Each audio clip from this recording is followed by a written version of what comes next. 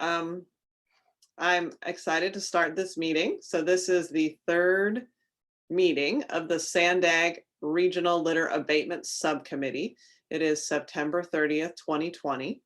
And we have a new member that I would like to welcome today to the subcommittee. It's the county. So the County Department of Public Works reached out this week and requested to be part of this subcommittee. And the Director of Public Works, Jeff Moneta, will serve as the primary advisory member, with Mike Juan Seidler, the unit manager of the Department of Public Works, serving as the alternate. And both gentlemen were not able to join us today, but we have Eric Wolf, who is the program coordinator with solid waste planning and recycling, who is joining us today as a member of the public. And then I just want to note, as a meeting management tool, I'm going to move, or have moved, member comments and updates to occur after the Tarp Your Load action plan today, to make sure that we have the content that we need from that to be at the beginning of this meeting. And so then members can update at the end. So let's get started. I think the clerk said we had a quorum. Just to confirm that, is that true, Francesca? Yes, we do. Thank you. Okay, so we have the first item is approval of meeting minutes, and I would entertain a motion on that. So Rigby approved. Second, Sotelo Solis.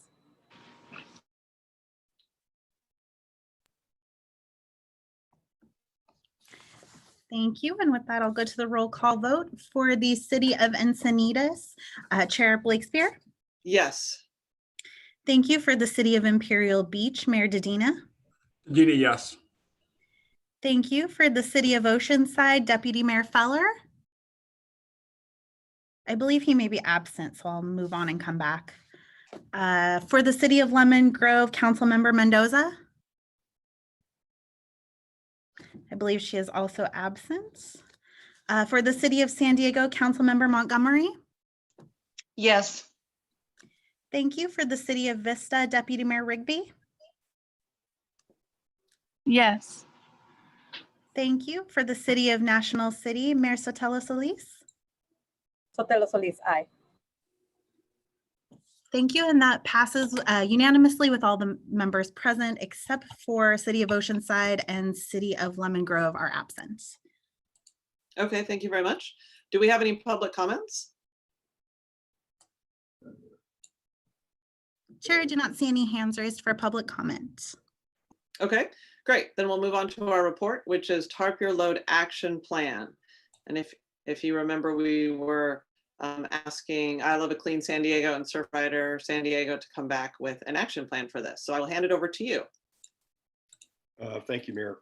Can I just confirm that Len Herring and Janice Jones are on this Zoom?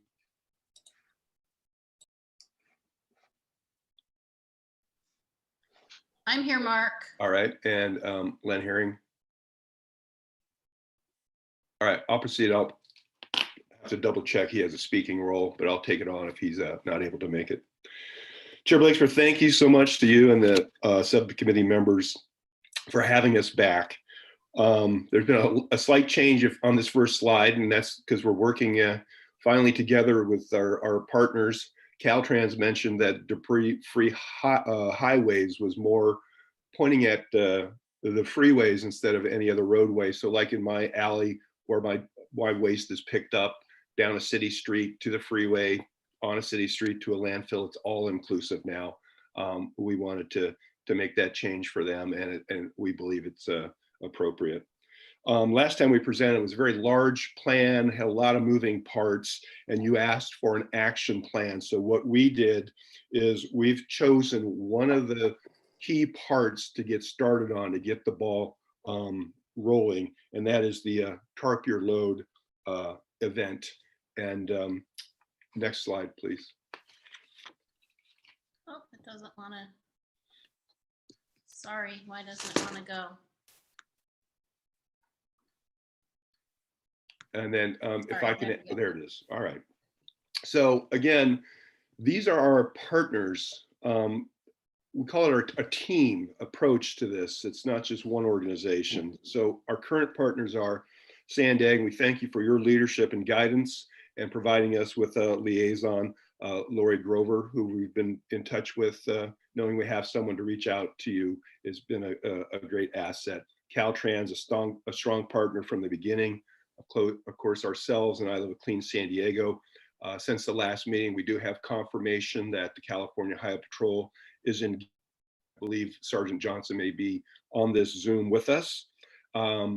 Again, with your leadership and with Len's connections, EDCO, Republic Services, and Waste Management, our three big haulers, are currently partners with us. And we've made some other center column is some contacts we're making, hoping to bring them over to the current partner level.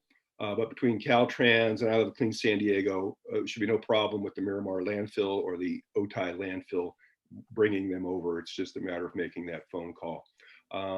Sheriff's Department has been just notified and aware the program is floating around out there, and there may be an ask for them. And then local police departments, again, as needed to take the pressure off the CHP. If we're doing something up at the Carlsbad transfer station, we would hope we could engage Carlsbad PD's commercial enforcement person or officer to be with us there. So that's more as needed.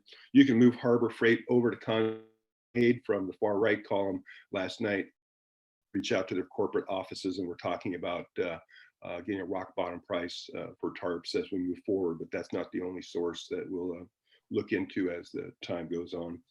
You mentioned the Board of Supervisors. Let's move them right over to current partners. Thank you so much for joining us, mostly for an awareness that in all the jurisdictions, something positive is happening. We don't want to blindside any of our partners that they don't know about the good things that we're about to do. Nonprofits are as needed. If we get into an area that a nonprofit works on a certain creek, river, or whatever, we'll make sure 10-4 of what we're doing in their area and ask for help. City councils, again, this is mostly for when we get to the reduction phase. We'd be remiss not to talk about single-use plastic issues throughout the county. And then our California and state legislators, I think, Mayor, you mentioned at least letting them know, letting them aware of the good work that we're doing in their jurisdictions. And if we ever hit a stumbling block, we may need to reach out to them for assistance. The next portion is going to be Len. He's going to lay out the actual how to put a Tarp Your Load event together. And again, Len, are you with us? I am. I'm here. So what we've got here is a real quick summary of how to put one of these together. What we did was kind of go through the steps, making sure that we know who and when, and then any of the comments that we have. So I'm just going to walk through this really quick. So it really is a Tarp Your Load Day in landfill resource and recovery centers, figuring out which ones are best suited and how we can work under the current environment getting one. Hopefully we can do this during the months of September and October so that we can get to the next, and that is the pre and post program data. We want to make absolutely certain, as you had requested before, that we have set up and have in place the necessary pre-data collection measures so that we can then figure out how effective this plan is going forward. We'd like to be able to schedule our first Tarp Your Load Day at a landfill and recovery centers somewhere around November, December. We're looking November 14th or December 5th, if that's at all possible. Again, the first one requires us to make connections and then make sure that under the current conditions, something like that would be allowed to happen. But we think the sooner we get it started, the better off we'll be knowing how to pull it together and then make it happen. And then work with Caltrans to expand. I think that, you know, having Caltrans on board is an extremely important part of our plan. And as strong a partner as they have made themselves willing, we can expand this program to something much more significant. We don't see this as a one-time effort. We see this as an ongoing program, potentially for a few years. The first year may be education until we really have an opportunity to be able to get out into as many places as are necessary in order to make the informant, and then start working with CHP so that they too become an arm of the Tarp Your Load program that both informs, but then is also prepared to utilize their authorities to make sure that the program is being adhered to. Next slide. So then we have to go through the other processes, and these are a little bit harder because they are the actual requirements, and making sure that we have the monetary support and creating the opportunities so that we are able to not only just inform and educate, but also provide solution. And that would be in the form of a Tarp, so that individuals would be able to actually show up at the site, get an education, and then have a Tarp as part of the program. It was very successful in Marin, and it is very successful in many of the programs that we run on a whole, where an individual comes to an education workshop and actually goes home with something that provides them the opportunity to do it. And then we've got to go through the process. We're hoping to recruit a number of volunteers through our volunteer base, both Surfrider and I Love, to be able to pull together individuals. And we get, like I said, we get a lot of phone calls about people who are disturbed about how it looks. So I don't think it's going to be that hard to find individuals who are then willing to volunteer so that we can get some of this taken care of. And then to create the environmental fact sheets, making absolutely certain that everyone is comfortable, including the municipalities that we will be working with, that the information that we provide in the educational pamphlets and materials are consistent with their expectations and requirements. So we want to make sure that the brochures and everything else is done. We can do that through the month of October, consult with the necessary individuals, and then be ready to do that so that the first event in November and December is possible. And then we want to make sure that we're working hard because we believe that media education and effort go hand in hand. So if we don't tell people what we're doing, if we don't show them, whether it be through media relations or efforts where we can advertise and create that collection information suite, then we're kind of missing the individuals who don't attend the workshop. We need to do this on a larger scale of media than just thinking that the workshops will do that. And that's how we intend to do those particular pieces. Okay. Next slide, please. Next slide. Mark's got this one. And I don't think we mentioned that at a Tarp Your Load event, we would expect, and we have the confirmation that a Caltrans employee would be there with us, a CHP officer would be there with us, and maybe one volunteer from each of the two, I Love Clean San Diego and Surfrider. So 4 people at an event. The first one might be a little bit bigger but that would be our typical profile. So that's basically the plan. Some additional things we want to work on. And again, we'd be remiss as Surfrider volunteers not to mention our single-use plastic ordinance programs. And on the far right, you see the cities that in the county that have come up with some plans. We're currently working with the next bullet point cities. COVID has slowed us down a bit, but we're still engaged with all of them.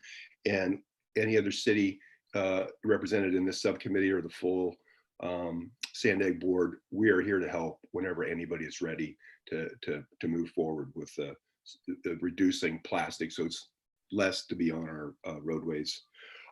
Next is, it's funny, when you start, if you're going to buy a Jeep, next thing you know, everything you see is a Jeep out there. It's the same thing. Now that I'm looking at trash trucks and dump trucks, that's all I see anymore. I was up on the 101 the other day, and I saw 2 City of Encinitas dump trucks, and they had these beautiful coverings over the back of them.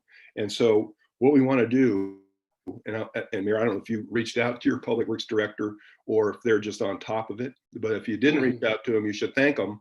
And what we're asking for each of you to do, and your peers in the full Sandag committee, is to reach out to your public works people to ensure that your own backyard is being taken care of, that if it's a piece of equipment, a dump truck or something, that it has the proper tarping equipment on it and that it's being used.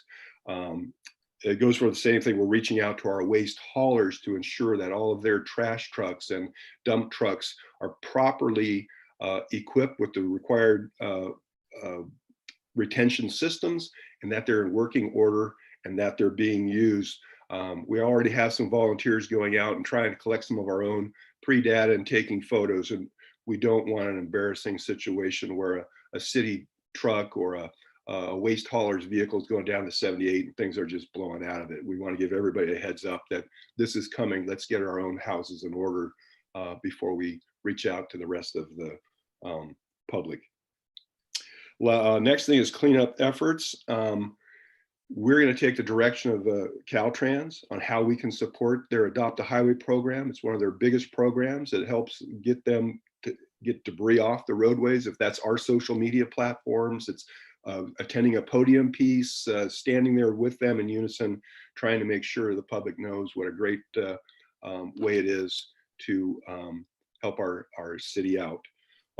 The next one is the Adopt a Ramp program, and two exciting things there is, I will speak for Lanny, he gave me permission that they are going to put this into one of their programs of the many that they have out there to assist Caltrans with Adopt a Ramp program to civic organizations or people or companies can adopt one. So that's going to be part of their curriculum or total number of projects that they run. And then the last little bullet point is Surfrider. We did get permission to take an off ramp, and we have completed our process of the application, and October 5th is our first date that we'd be allowed to get the training and go out there. And we've got the I-5 SeaWorld on and off ramps will be maintained by Surfrider. And then a member of our executive committee has reached out to our Los Angeles chapter, trying to promote the same thing up there. So hopefully this will go up and down our state a little bit and help everywhere, not just in San Diego County. So that's the plan A, of which there's many rollout parts, as you remember all the pieces to that first presentation, 14 slides.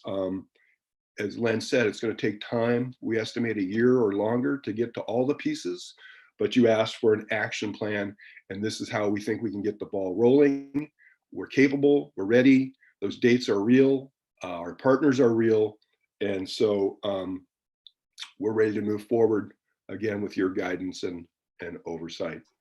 I think that's it, and we're going to open it for questions. Okay, well, thank you very much for that presentation.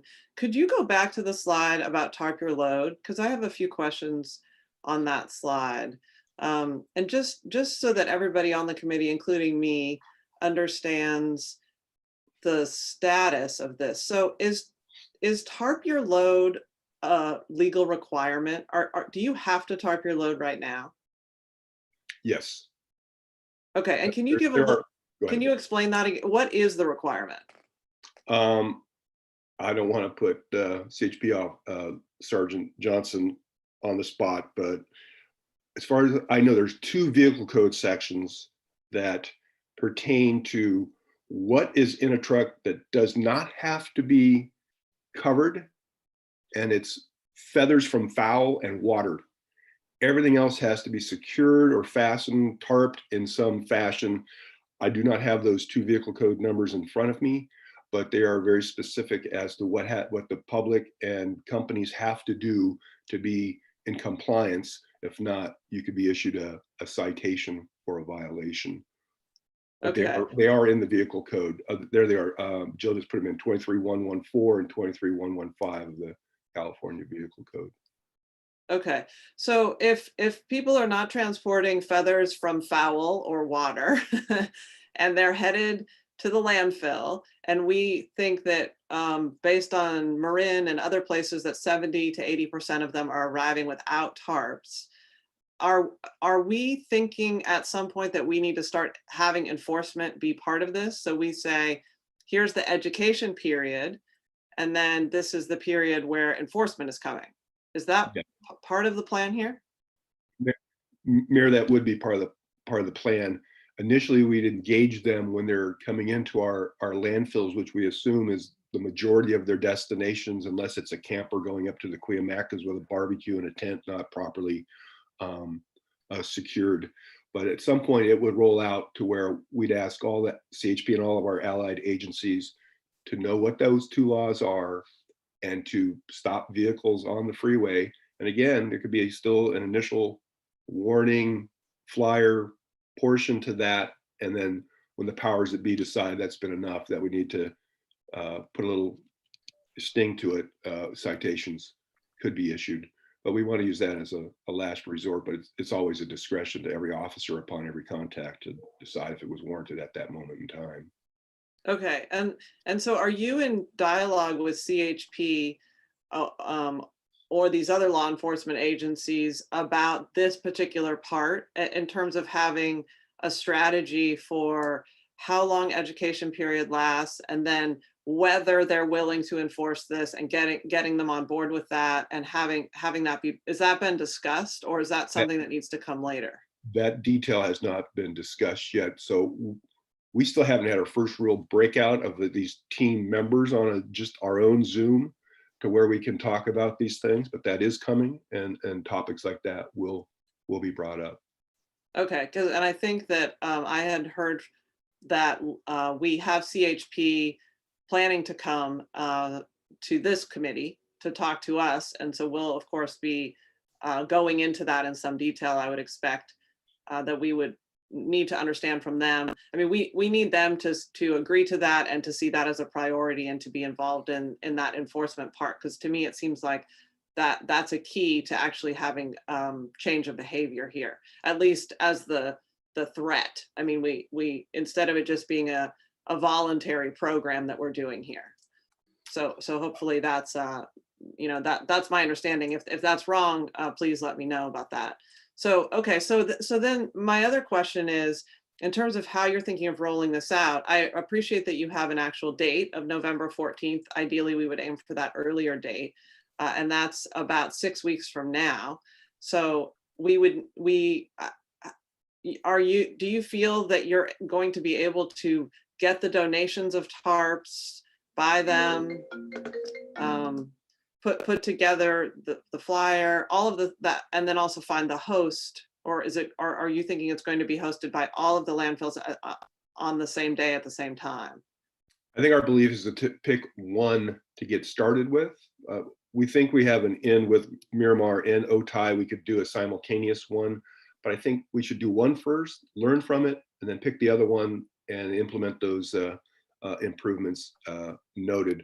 Tarps, within the Rise Above Plastic committee that I'm a co-lead on, we have some funds available to get us kick-started. If we needed to purchase 200 tarps to get us started, we could do that as we look for other funding sources. And I've personally reached out to a business owner to see if he's interested, and I have not heard back. But we will find the sources to provide tarps. And in talking with Caltrans, they have some materials from when they and CHP had done a similar program in the past. We might be able to quickly use that handout, highlight it with more current information and partners, and hand it out. We also have all the Marin County handouts, and we have some graphic designers. Caltrans has one, and we also have 2 volunteer ones that have come forward to help massage that document into being more of a San Diego document to be handed out. So those little handout pieces of flyers and tarps are in the works. I don't think there's anything insurmountable that we couldn't get done by that target date. Okay, that's great to hear. And it's interesting about plastics, because I mean, obviously we're trying to reduce plastic overall, but then tarps are largely made from plastic, right? Or do we have canvas tarps or? I haven't checked. It's funny you bring that up. Another solution we're not pushing out in Plan A is that it's recommended that every trash can in your alley have a plastic, I'm gonna use a brand, Hefty bag, 33-gallon liner in it, and it's secured so nothing can blow out of the back of the truck. with Surfrider stances, there's just too much plastic in the world. Until they come up with a compostable or a paper one, it just gives me the shivers. But if it helps, we're probably going to concede, Right. look for a better alternative over time. But you're right. Right, be We'll practical. double check our tarps, what they're made of, and hopefully select the one. that- Okay, I hands up, I am noting those. So let me call on Len. I think he might want to answer some of these questions too. Sure. Yeah, thanks, Mayor. And going back to the first part of this is, remember when we first presented the effort, there were a lot of other things that we were looking at, to include commercial trucking and other things. So in order for us to be able to do that, it's going to take time, but it's also going to take our law enforcement friends to be able to tackle those parts as well. So commercial trucks and other materials that are leaving debris on our roadsides are not headed to the dumps. They're not heading to our recycling centers. They're heading from point A to point B to business, where we need that type of assistance to make sure that those loads are properly covered and protected as well. So there is more to this than what we present here. This is a get started effort, and then branch out from there over the course of time as the committee gets stronger and the opportunities present themselves to get into that place. I think as Mark said, part of this is making sure that we have all the right players at the table, and we are not creating more than we are trying to abate. And that in itself requires us to make sure that we have those steps in place before we march off. Because I think the worst thing that we could do is to launch a program and then virtually it never gets to a point in which it's effective. And we want to make sure that it's effective. So the establishment of each aspect of what we're proposing needs to be something that continues and is picked up at some point in time, because the program itself has successfully achieved the goals, and therefore the maintenance of that particular portion of the program is then taken on by whoever that may be. So I think that's kind of where we're trying to go and make sure we get there by implementing it in this fashion. Right, I appreciate that. And I want to highlight what you said at the beginning, which is that a lot of these trucks are actually driving from A to B. They're not driving to the dump. And so the enforcement piece, starting to change habits and have the enforcement piece taking place, not just standing there at the dump, but also pulling people over and potentially giving them a ticket, is something that would need to happen in the future potentially. And I just want to re-emphasize that the point of this committee largely is this convening power that we have, that we have these electeds from throughout the county who want to see a different reality. And so bringing these partners to the table and making it clear where we're falling down or where we could do better to create a different reality is what we're trying to do. So if where it emerges is this enforcement piece, I mean, I'm excited to hear from the CHP, and hopefully we'll be able to have that at our next meeting or the meeting after that, so that we can really dial that part in. But I appreciate what you just said about not wanting to launch something that's not going to be successful too. So it does seem like this action plan is possible and achievable and realistic, and I appreciate seeing that. So before I call on Mayor Sotelo Solis, I'm just going to let Gustavo speak from Caltrans, because he also has his hand up. Blake Spear. I just want to thank Mark and Len for the presentation, and just confirm that we're going to be participating in the event, whether we do it at the Miramar landfill or Otay or both. We will be there. And also I wanted to confirm that we will help however we can to produce the flyers that are needed for the event. Hopefully we do a lot of digital distribution so that paper doesn't end up all on the highway or elsewhere, but we're ready to print paper flyers as needed as well. And one of the things that I think we need to come up with is maybe an instructional video or something on how to put a tarp and secure a tarp, because when you're driving 65 miles an hour on the freeway, if it's not tightly secured, the tarp is going to fly away. And occasionally we do pick up tarps, and for sure we don't want to distribute a lot of tarps have people trying to do the right thing, but they don't know how to properly secure it, and then it starts creating a traffic hazard as well as becoming litter itself. So that's just a small suggestion. That's a great point. Yeah, I would agree that we would need to provide that information. Okay, Mayor Sotelo Solis. Great, thank you so much, Chair. So my question is, what is the cost of a ticket for this type of violation? As we start talking about the enforcement, I wanted to see if there was a specific cost. I'm not seeing anybody. Do we know? Is it $1,000? Is it 200? Is it $100? I will find out for you. I don't have that information. I'm not even sure if CHP would have it. It's typically it's going to just be the courts. And whenever I used to write a ticket, it wasn't the money. I never really knew how much people were having to pay. It was the fact that I was trying to modify their behavior. But I will get that answer for you, what those two sections of violation may cost. Great, because I think that's Excuse me, Mayor, I just Googled it. So it says anywhere from $300 fine to $1,000 fine if there is damage to injury, death, or cause from the offense. okay. I think it's important that we recognize that as we move forward in this initiative, it's really, really, really, really important that there be a long education portion because that could actually throw someone, a small business right now, especially with COVID-19 times, into debt and long-term debt for something they may or may not know about. So I think it's really, really, really important that we focus on that.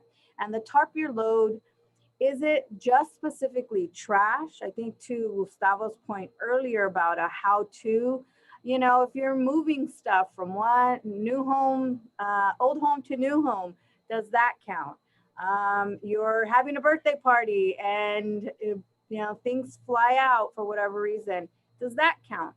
So if you could clarify, I see Len and Janice and everybody kind of shaking their heads, but if we could, for the members of the public, clarify what it includes. If I could, that's exactly why I made the comment.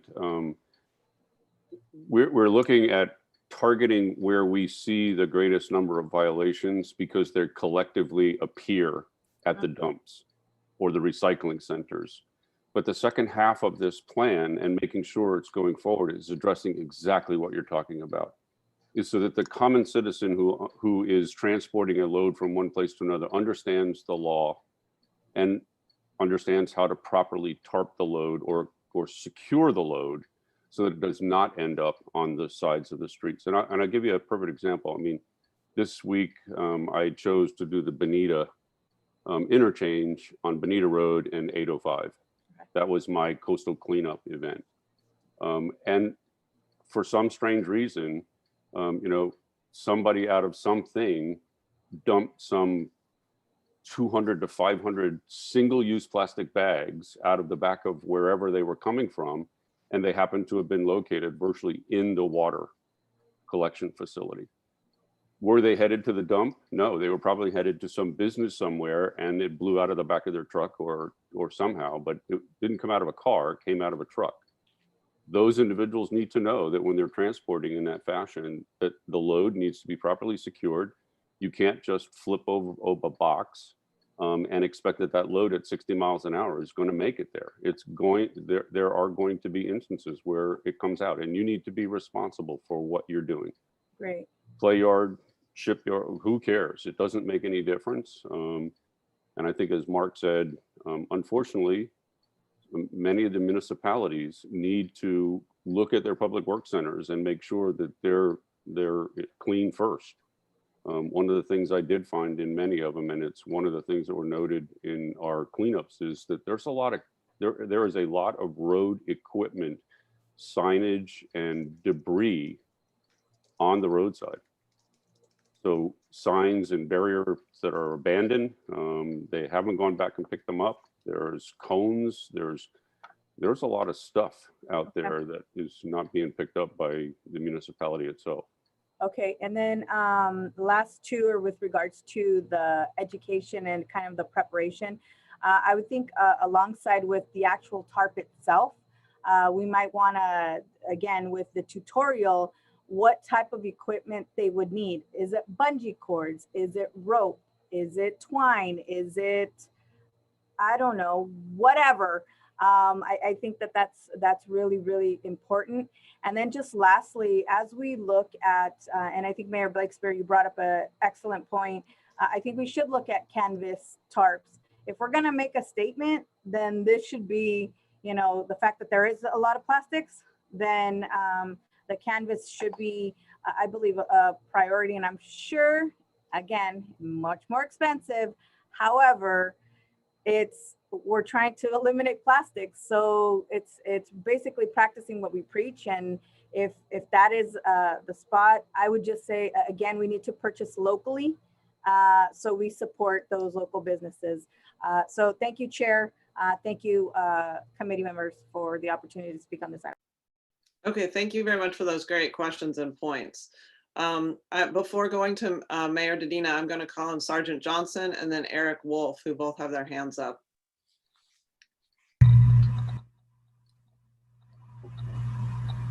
Hi, Sergeant Johnson, can you hear me? Yes, we can. Sorry, I had my hand raised for a little bit here, but I don't know what's going on. So I wanted to answer the mayor's question in regards to fines. So the fines can range up to $1,000 with 24 hours of community service. And that just depends on the circumstances of the violation. Okay, did you want to say anything else on this topic? So in regards to the litter, I just want to, so there's no miscommunication here. CHP wants to participate. We are participating. We do think this is, an issue, and we want to help mitigate the litter on the freeways and with cities. We have been listening in from day one. We've had several meetings with Caltrans already, and we are making some progress. And I did have a meeting yesterday with Surfrider, one of many, I think, so we can start determining what we're going to do to assist them in these issues. I know we did do something similar in Marin County, and it was successful. I will be reaching out to the captain up there of that station to determine what they did, what roles they played as far as THP goes. And I just want to make it clear that we do enforce litter on the freeways. CHP does take enforcement action when necessary. In 2017, this is the latest stats I have, we wrote over 3,000 citations in regards to litter. And that's not just throwing a cigarette out on the freeway. That also includes unsecured loads, illegal dumping. And I know in California, especially in San Diego, because I worked at the San Diego area for a little while, illegal dumping is a problem. It is an issue. And CHP does acknowledge that it is, and we do address it. And we do take enforcement action and prosecute when we can determine who is illegally dumping. So we are taking enforcement action.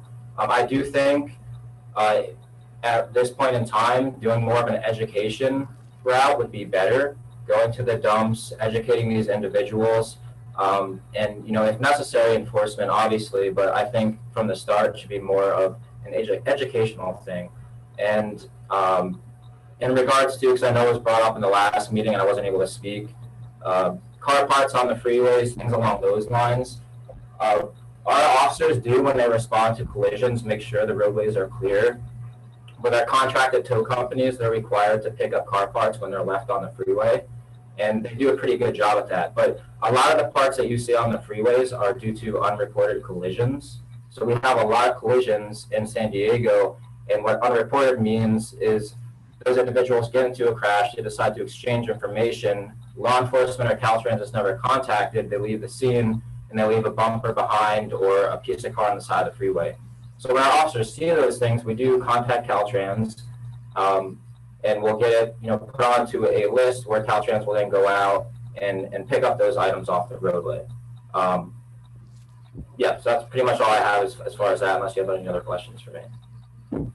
Yeah, no, that's really good context. Thank you for adding that. And I think some of the enforcement, even if you're just pulled over and given a warning, I mean, that alone is I would be upset if I were pulled over for any reason and given a warning. So I think a lot of people would feel that that was an effective measure. I don't think we're necessarily trying to jump to $1,000 ticket at the beginning. You know, we're trying to figure out how to up the enforcement a bit so that we have greater compliance. And I know there was a comment that was made about Miramar landfill charging between $5 and $10 additional for an untarped load, but it's rarely charged because it's not observed. Or you know, so maybe some of that needs to be modified to just how that is managed in terms of accountability and getting behavior change. So thank you very much, Sergeant, for piping up. And I'll call on Eric Wolf next. Hi, thanks everybody. This is a great initiative. I think it's very important. It's definitely a problem that we get reported to a lot. I just wanted to add on to the enforcement piece that there's a lot of local ordinances that deal with this. So I chair the Integrated Waste Management Technical Advisory Committee, which also advises SANDAG. And in anticipation of this meeting, I polled the members about who has these types of ordinances. And I did get half the jurisdictions responding, including us, the county. And out of those 9, 8 of them have measures on the books to require tarping loads as you're transporting materials to and from. So, you know, this can be something that can be reported not just on the freeway by the highway patrol, but also in local jurisdictions. And I do get some of those complaints at the county for some of the unincorporated areas. So I think that's another maybe avenue to look at. Fortunately, I only got half of them, but hopefully the other ones we'll report back later. We also have it in our franchise agreement. So for our haulers, I didn't actually pull the other members for that, but we do require our franchise haulers, waste haulers, to cover their loads, to have measures in place, you know, the capture devices at the top of the residential collection vehicles to prevent that type of litter escaping. So I think that's another area that can be looked at by cities to make sure that those are in their agreements as well. So just wanted to add those 2 items. And also, when you're looking to promote this, we would be happy to offer it to our county communications office to help promote the plan and get it out there as well, if that's something that they're interested in. Well, great. Thank you for your engagement on this and pulling the other ordinances and communicating with the communications team. All that's really important. So thank you for that. We'll go to Mayor Dedina and then Councilmember Monica Montgomery. Thanks. First, thanks, Len and Mark and Surfrider and I Love Clean San Diego teams. Appreciate the strategic plan. So one of the things in my professional life, I do ocean conservation, and we actually worked with California Fish and Wildlife and agencies across the state to actually start enforcing our state's marine poaching laws, and then actually working with people like Lorna Gonzalez to actually modify and update them so that they were actionable by our city attorney, for example, and then our district attorneys. And that really required a coalition of district attorneys and judges and educating judges on the laws throughout the state. So very similar, identifying, you know, were the laws adequate to reflect the issues, understanding there's a difference between a family getting something out of a tide pool and then a commercial operator out of Mission Bay who's deliberately going into a marine protected area, or a guy coming down from Dana Point and taking $30,000 worth of lobster, and having a fine system, having city attorneys and district attorneys understand that those cases needed to be prosecuted, and then getting the judges to educating judges about the importance of those cases. And again, differentiating very much between a commercial operator and someone who's doing really with criminal intent.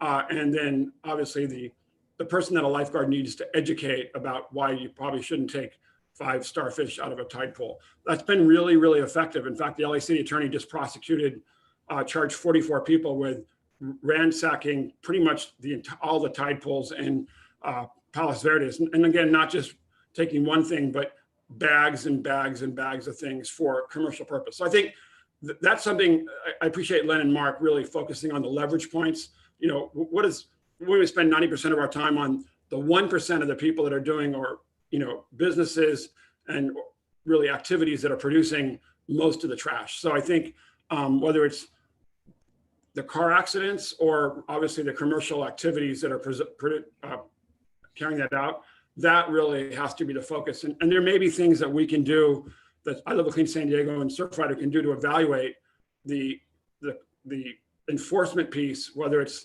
actual fine system, and then working with our DAs, city attorneys, and then judges to make sure those are prosecuted. Because I think that's the key. Sometimes they don't think it's important. So anyway, I think this is a good thing. I'm always not very patient, but I drove up to Morro Bay this weekend on the 405, and then the 101. And frankly, San Diego, now it's in Oceanside, is the filthiest part of the entire state. Way worse than Orange County and LA. And it was clear that traffic accidents are contributing a lot, especially more in Orange County and LA.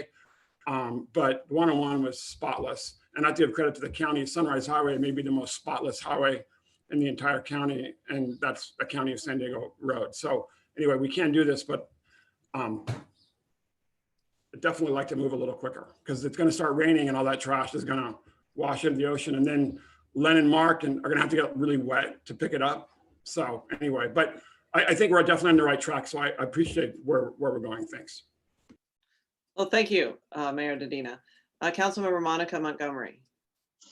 Thank you, Madam Chair. Thank you for leading in this effort to Surfrider Foundation and I Love a Clean San Diego. Appreciate this presentation of the action plan.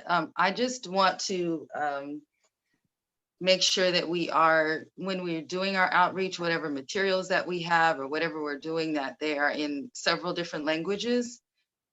Just thinking about the city of San Diego, Spanish, Tagalog, Laotian, Cambodian, those are just 4 that I think it would be helpful if we can do even 2, but it would be helpful, especially if we're going to go into enforcement, that we need to make sure that everyone, as many people as possible, are able to get word of what's going on and what we're planning to do. So I agree. I think it's been said several times that we do need to do a good period of outreach, because I think half of the reason why it's gotten so bad is that maybe we haven't concentrated on it as much. And with education, it would be good. I mentioned last time I was in attendance, which was the meeting before last, that we did for the whole month of August and into September, we did dumpster days. And in our last dumpster day was in a community where we had to turn people away. And what that made me think about was that oftentimes people are willing, but don't have everything that they need, including information or resources to dump properly. So some people are going to dump illegally, knowing it and having other resources to do otherwise, and we should take care of that through enforcement. But doing a strong outreach I think will delineate between the 2 types of dumping. So I just want to say that and make sure we're thinking about the bilingual programming and including additional languages. But thank you very much, everyone, for all that you have put into this. Well, thank you for those comments too. Those are really good points. So there was 1 or 2 other things that were mentioned in the presentation about cities, and I just want to make sure that I state that I think that those cities you listed that don't have plastic reduction ordinances, some of the people on this committee are in those cities, and because some of the cities already have those ordinances, it's not that hard to take that and pass it on. So basically, trying to really do what we can to get plastic ordinances and waste reduction ordinances in all of our cities is really important. And I know this is a lot of times the staff handles this kind of thing and brings it forward, but the electeds and then the advocacy groups need to be basically communicating that to staff so that it becomes a priority. So I just wanted to emphasize that. I think that is really important. And then you had mentioned the idea of seeing city trucks that were driving around that maybe weren't tarping, taking a picture of that. And I think that's a good idea. I mean, if we do have cities where the city itself is contributing to the litter problem, that we need to start with our own backyard, and there's just no question about that. So please pass all of that on to us and to the individual cities, because I know that no city wants to be that city or have that happening, and that I believe they would try to rectify that right away. So I do encourage you to to let us make those changes, because I think we could do that in our cities. And I've been talking to my city manager at my weekly city manager briefing about what we're doing with this committee and making sure that we're monitoring this work and that we're always being a partner as much as possible. And I think it's always important to be sharing what we're working on. So I see Jack Feller has his hand up. Go ahead and speak, Jack. There you are. Thank you. We have a company called AgriService in Oceanside that is green waste, and that would be an ideal place for targeting untarp loads and that type of thing. I think it is right in the middle of the city. We handle green waste from 2 or 3 surrounding cities because it's a composting type facility. As far as the laws that we see out on, as far as the roads, I would say most police officers probably are going to say, if you don't know the rules, there's no excuse for not knowing them. And so I think the education part of this is important to let people know that there are rules to hauling these type of loads, and there are consequences. That's all I have. I tried to be brief, so. Well, thank you, Jack. We appreciate that. So if we could go back to the Tarp Your Load slide and just be clear on what we're expecting to happen. You know, 6 weeks or 3 weeks from now is October 21. That's our next meeting. And that's where we're hearing from Caltrans. And then the next meeting after that would be November 11th, which is Veterans Day. So maybe we would be pushing that forward 1 week to November 18, possibly. If we did do that, you know, that would be after the schedule of November 14th for the first Tarp Your Load Day. So do you think that you would be able to give us an update, or do you need anything from this committee, like at the next meeting, which is in 3 weeks? I think it's going to just happen as we engage our landfills. We might need a nudge from your committee. Right now, I think we're on track to just get it done and just keep you abreast of what's going on. But I don't see an immediate need from the committee right now to get this accomplished by that date or the one after that. I agree. I think we can make the 14th occur with the partners that we currently have. It's what happens after that is where the rest of the committee will fall into place. But I think we can actually celebrate the 14th as maybe our first event. We just have to figure out which one and where. And then from its inception, we'll target the 5th, and then we'll go from there. Okay, great. So what if you don't mind planning to come to the next meeting, of course, in 3 weeks, and then let us know where we are. So if you know how it's going and what's happening, and it doesn't have to be as long or as detailed, of course, as today's, but just an update so that we can participate and share it on our social media and help out in whatever way possible. Sure, we'll do it. Okay, great. Let me see if there are any other hands raised on this topic before we go to any updates at the end. I guess I just wanted to highlight our next committee, I think, is we are going to have more information from Caltrans on that Adopt a Highway program that's more detailed about all sorts of details, hopefully, about where they're adopted, where they could be adopted, what improvements are being made, the relationship with between like weed abatement and litter removal, so we don't create plastic confetti. I think that was an important one. We're also going to hear what level of service Caltrans thinks we should aim toward, so that we have a goal that is reasonable, given that we already seem to be meeting the level of service. And I'm very much looking forward to that, because I think that Adopt a Highway working well is a key part of us having more, having less litter. So I am looking forward to that. Let me see. Okay, so Mayor Sotelo Solis, you have your Thank hand you. up, and Yeah, then just one last yeah. thing regarding this item. I think it's really important as we talk about how we empower our colleagues.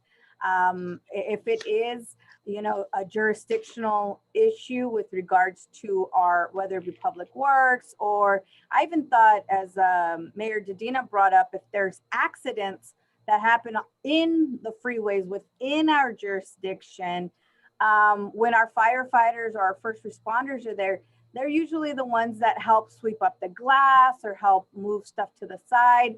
I think it's really important that we educate who would then be responsible for picking that up. And for our colleagues, maybe this is a 10-minute presentation on what our colleagues should know as a follow-up that we have jurisdiction over. If there's policies, as Member Feller mentioned, that they have something going on, I think it's good for us to just say this is our power and we are able to make this change. But if we're able to do it at the bigger board of director meeting, I think it'll make a difference with this element to continue educating our workforce. So thank you. I think that's a great point, actually. So let's figure out, I mean, everybody who's on this call who might be able to weigh in, would that presentation, because it's CHP, but then it's fire, and it's also, which is a city operation for most of us, or CAL FIRE, and then it's also maybe police departments, or there are accidents where nobody's reporting it, and then it would just be Caltrans that would see it. Who would give that presentation to us? Is there a thought?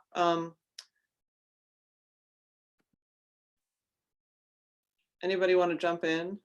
Or you can, if you can't jump in, type it in the comments.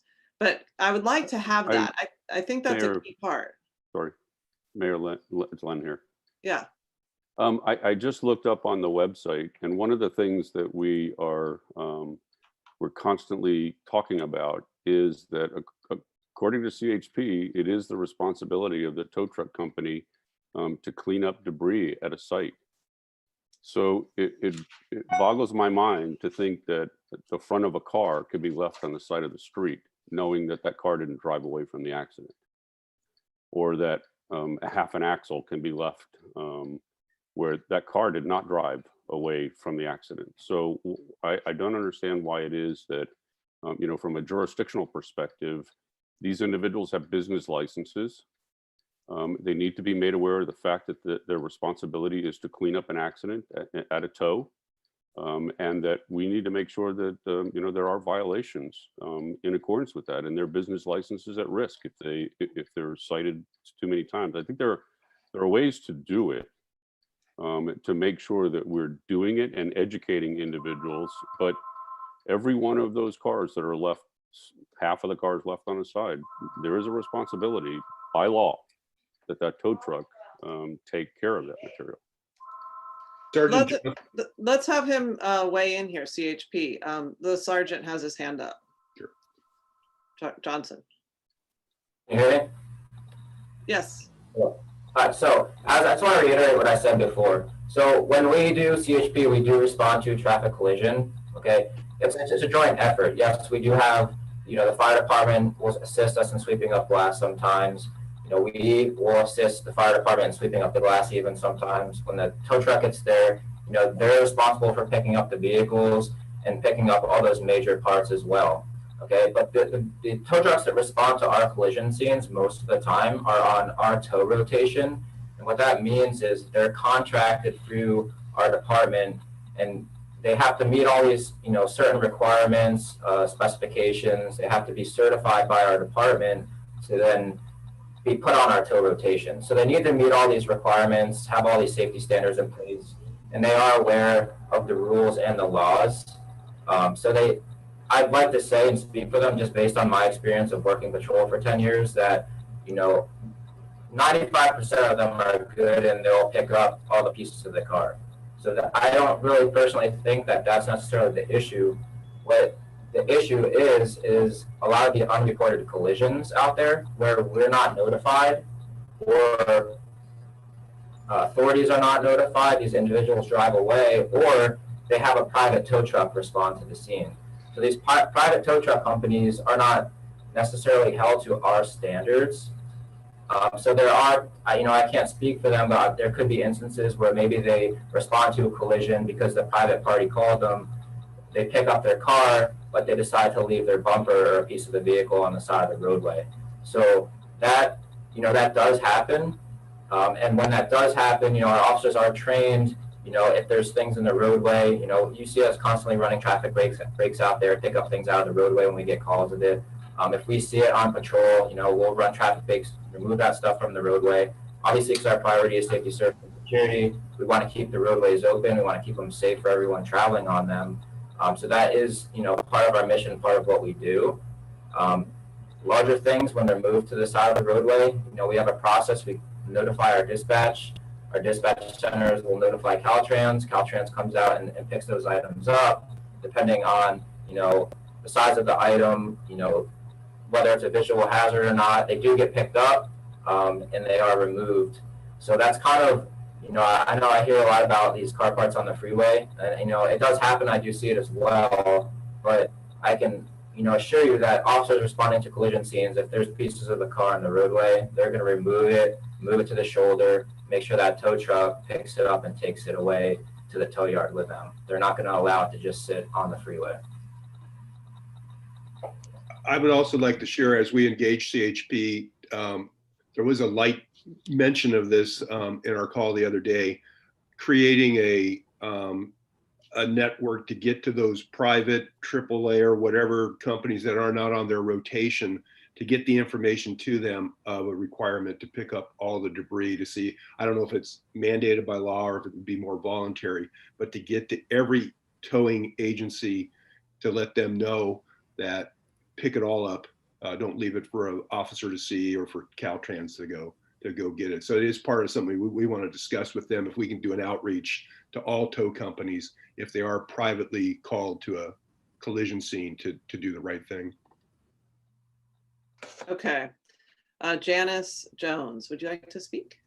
Sure. I just wanted to say that the piece of the plan that we shared with you today is a small section of our overarching plan and goals. And I've been frantically taking notes on all the suggestions people are making, and we'll definitely add those to the plan.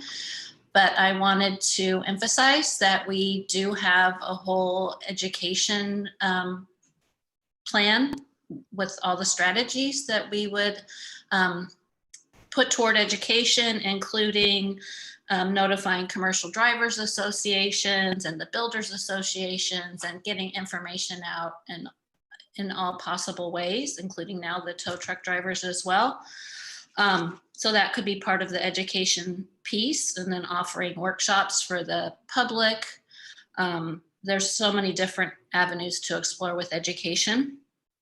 And then we also have a whole section of the plan that we didn't share today with ideas for local jurisdictions to consider, for the cities to consider, such as I think at our last meeting with you, Caltrans shared how the highway adjacent properties, sometimes the knowing who is responsible for cleaning that up could be part of the plan for cities to analyze what's coming from within city limits. And there are many other ideas that we can explore, many based on the plan from Marin County that Jill, who's on the call, helped formulate.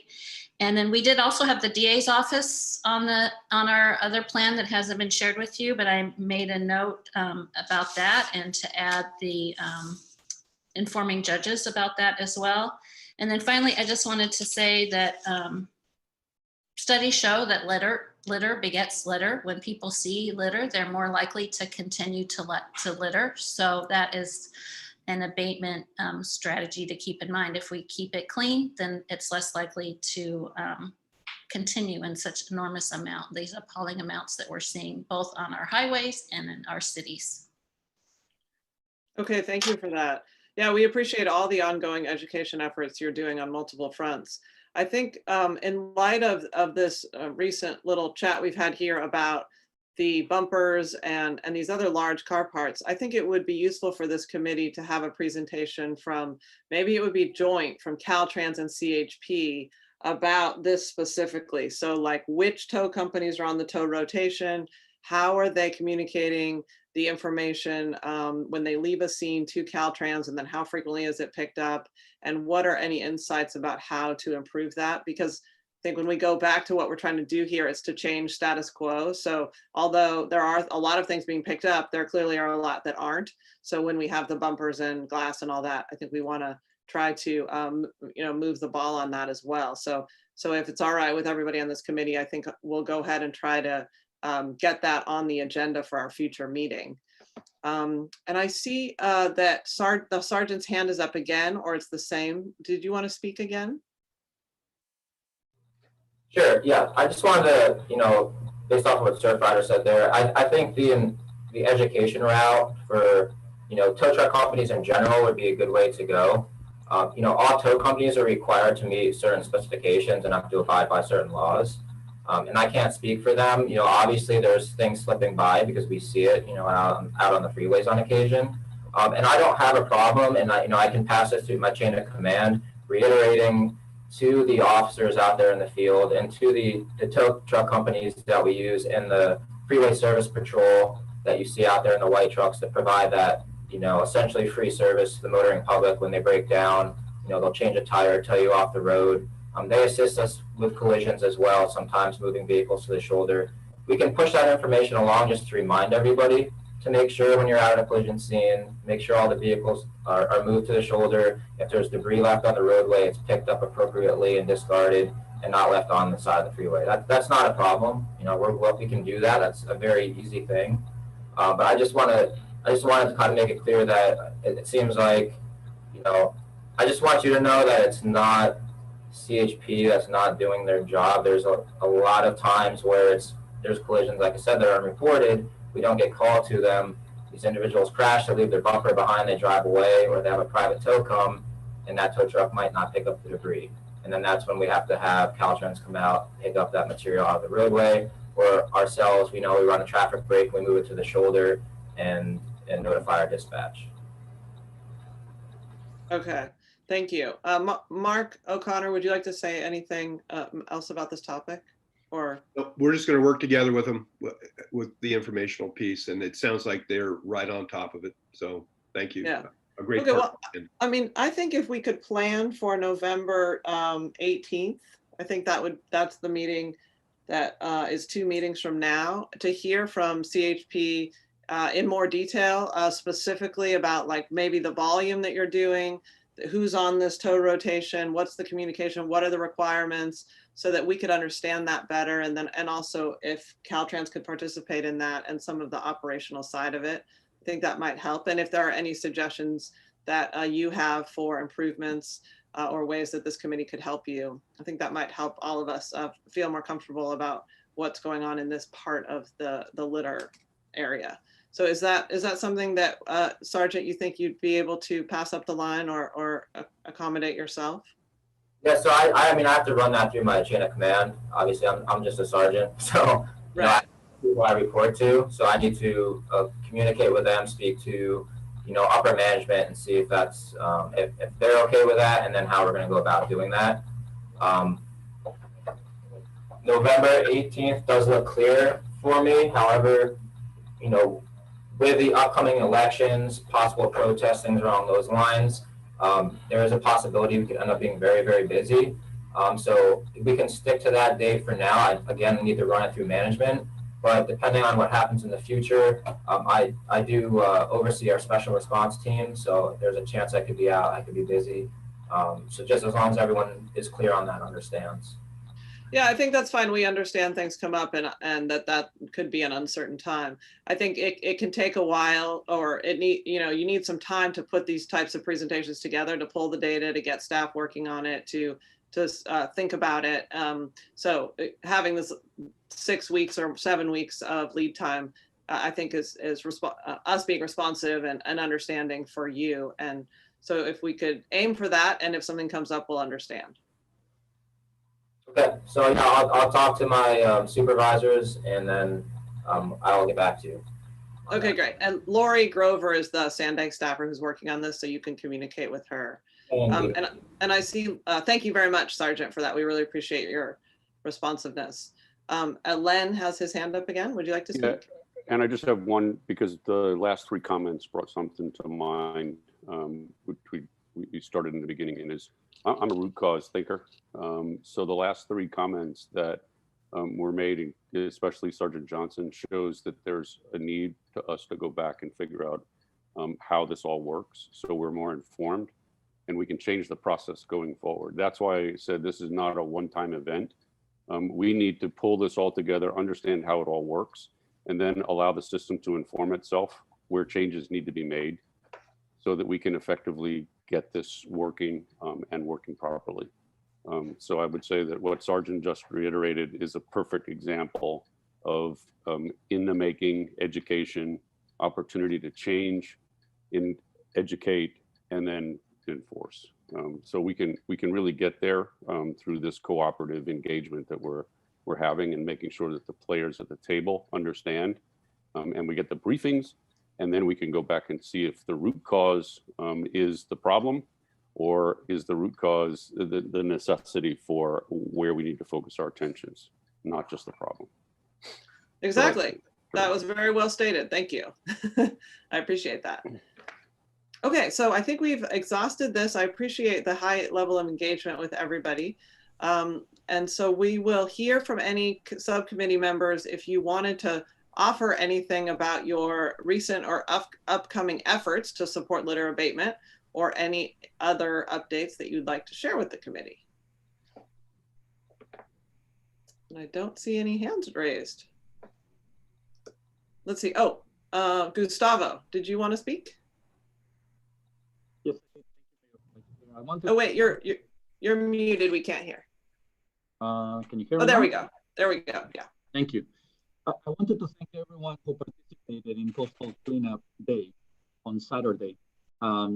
It was a very successful event. We had dumpsters at 4 park and rides in National City, Lakeside, Oceanside, and also the city of San Diego. I was personally at the one in National City. It was so successful that by midday, our huge dumpster that was brought by EDCO was full. And we were fortunate to have Mayor Sotelo Solis come by, and she facilitated the delivery of another dumpster by EDCO. So that helps keep those items that potentially could end up on our roadways or on our cities by providing people a way to discard those items. We also participated in cleaning up the park and rides and the ramps close to that, to those park and rides. And we also asked our Adopt a Highway members to come out on Coastal Cleanup Day and do the same. And in particular, I want to thank the First Class Petty Officers Association from North Island, the Helicopter Sea Combat Squadron 3. They were out in full force cleaning up 805 from Euclid Avenue and Division Street, which is an area that they have adopted. So that's a good example of how Adopt a Highway works. And thank you again to Surfrider for adopting the ramps at SeaWorld Drive and 5, and we look forward to seeing you there starting in October. And last but not least, our maintenance forces were also out in full force on Saturday. And I want to particularly thank Tony Alcala from our Chula Vista Special Programs. The Chula Vista Special Programs picked up 110 bags just on State Route 54 alone on Saturday. So thank you for being out there. So again, thank you, National City, EDCO, our Adopt the Highway people, and our maintenance forces. Good. Thank you for that update. I appreciate that. I think Len has his hand up for a final comment. Yeah, and just to reiterate, I just can't tell you how thrilled I am by the success of Coastal Cleanup Day here in San Diego. We had more than 7,500 individuals signed up as volunteers. We're still collecting the data. We had more than 955 sites cleaned up, and it looks like somewhere around 160 miles were actually walked and and cleaned up through the day. So these are all collected. What I would like to do is ask everyone who was a participant to make sure that you go into the cleanupday.org and register your cleanup and put your data into the map, because the International Ocean Conservancy is who we're responsible for in making that. But at the highlight of the entire effort, and this is something that San Diego needs to be pretty proud of, this has been a very difficult year in getting volunteers to go out and take interest in their environment. So from a coastal global perspective, the number of registered volunteers in San Diego County constituted 22% of the global International Coastal Cleanup Day month's participants. So in one day, we put together 22% of the global collection team for the entire world. Pretty amazing. It basically doesn't know how our tour rotation works.